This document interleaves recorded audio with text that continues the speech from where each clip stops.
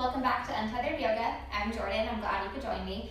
So I wanted to take some time to talk about yoga by trimester. What this means is your yoga practice, and really even anything you do in your everyday life, might look very different depending on what trimester you're in due to the different things that your body is going through and how you're going to be coping and reacting and responding to all of those changes. In the first trimester, this unfortunately is the trimester where most women are nauseous, they're tired, they don't feel good, they don't have much energy. And so with that in mind, it's really important to choose activities that conserve your energy. Your body's going through a lot. You're laying the foundation and the groundwork for building another human being, and that takes a massive amount of work on the part of your body. So two really helpful ways to approach your yoga practice would be, you can do what's called restorative yoga, and these are long extended poses on bolsters and blocks and cushions and things that support you in a stretch so that you don't have to go through the effort of holding yourself up. They're also usually 10 to 15 minute holds so that you get that nice release, but it's also a very calming practice.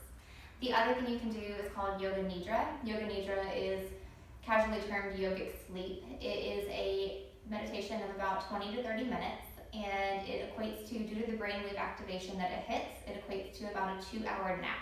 Now, who wouldn't want a 2-hour nap, right? I know I would. So I'll be uploading a yoga nidra recording here in the next week or two so that you can go in, access that, and kind of see how that feels, get your energy back.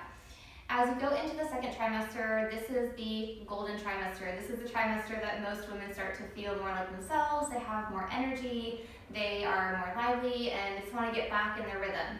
And so what you can start doing in this trimester is you can start focusing on inner hip strengthening and releasing, making sure that you're starting to strengthen the SI joints, the transverse abdominis, which is your stabilizing ab muscle group, and then you can also work on your pelvic floor activations.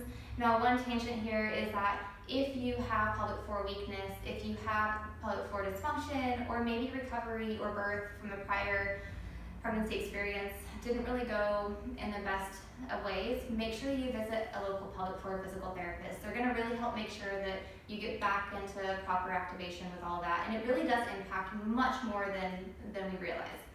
And then if you're going into your third trimester, this is the one where you really want to start focusing on a downward pull of energy. We call this apana in the yoga world, but that really just means downward moving energy. It is the force of elimination, and of course childbirth is a huge elimination. One thing that is key here is your exhale. Your exhale is part of that downward flow of everything. So if you're in your third trimester, making sure you're really focusing on your breath, really focusing on building inner wisdom and inner confidence, checking in with your intuition, communicating to baby, and also if your baby is head down, you're not at risk for any situations in childbirth. If you're 35 weeks and over, you can also start doing that deep garland yoga squat that we talked about in a previous video. So I hope that helps you guys in some of your pregnancy journeys, depending on what trimester you're in. Regardless of where you're at, always make sure that you do modify poses to your comfort level and just listen to your body. That is extremely important. We have that inner wisdom for a reason. Make sure that you honor it. Bye guys.